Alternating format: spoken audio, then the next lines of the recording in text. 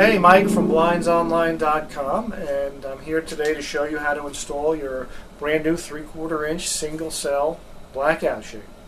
And when you unpack your shade, it's going to look a little something like this. The cord will probably be wrapped around the shade itself, so we'd like you to unravel the cord first, okay, which is very easy to do. And once you have your cord unraveled, you can take a peek at the new shade that you just purchased. This particular shade, again, is the 3/4 inch blackout cellular shade. This is your 3/4 inch pleat and your single cell, which is lined with mylar, which gives you the room darkening capabilities.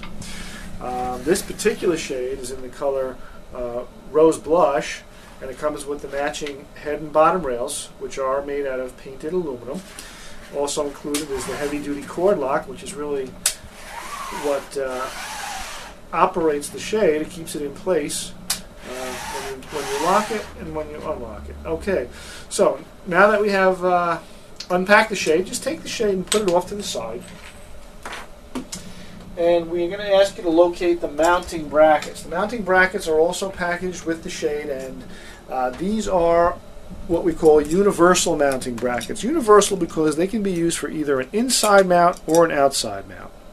Okay, so both these brackets are going to be used either way. Today I'm going to show you quickly how to mount this blind inside the window frame, and then we'll briefly go over how to mount the blind on the outside of the window frame. So it always helps if you have a screw gun handy. That'll always speed up the process a little bit. The screws are also going to be provided with the shade and the hardware. So take the first bracket, and we're going to take the bracket and put it on the inside of the frame with the Phillips head screw mounted down toward the floor. Alright, and I always like to mount the bracket flush to the front of the window frame. That's this little pointy side of the bracket flush to the outside opening of the window frame. And we're going to simply go right through the center of that bracket with the screw right into the window frame. Okay, so we have our first bracket mounted. Phillips head screw down, pointy side out. Okay, that's all you have to remember. Do the same thing with the second bracket. Okay, place it the same way, and again, a single screw right through the center of the bracket, and you have your brackets in place. All right, so that's really all there is to it for mounting the brackets for an inside mount. Now we're ready to pick up the shade. So take your shade, lower the shade a bit, just drop it down a couple inches. Okay, just a few inches is fine because we don't want the shade cloth to get caught in the brackets when we place this shade into the brackets. And this is the important step. Okay, we're going to take the shade rail, which is the top rail, which has a little groove in the top. Okay, and we want to set that groove so that the pointy part of the bracket seats itself inside that groove. Okay, so that's what we want to do right now. We're going to take the head rail and we're going to marry that to the bracket just like so. Okay, and we're going to hold that in place. Why are we going to hold it in place? Because we want to make sure the shade is even. We want an even amount of space on the left and right side, so we can still shift the blind left to right until it looks just right. Once it looks just right, we're going to pop the head rail into the bracket just by giving the shade a little shot with the back of your hand, just like that. Okay, so now to secure the shade in place, we'd like you to take a Phillips head screwdriver, go up underneath the shade. We're going to lift the shade away from the bracket like so, and that little Phillips head screw that we had facing down toward the floor, we're just going to tighten up. Make that as tight as we can so that secures the shade in place. There's no way that shade will fall off and accidentally hit somebody in the head. We don't want that.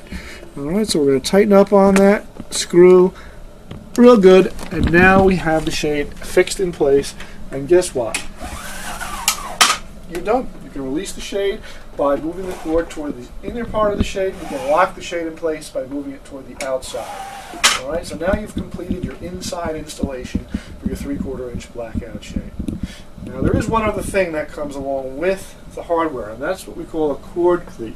Okay, the cord cleat, we suggest mounting these either to the outside of the window trim or to the outside wall. Okay, that's your choice.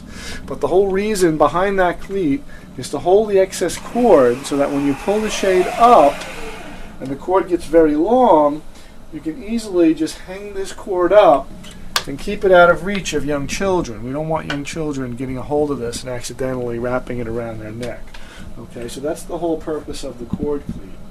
All right, so now you've completed the inside mount, you've mounted your cord cleat, and you're completely finished with the inside mount.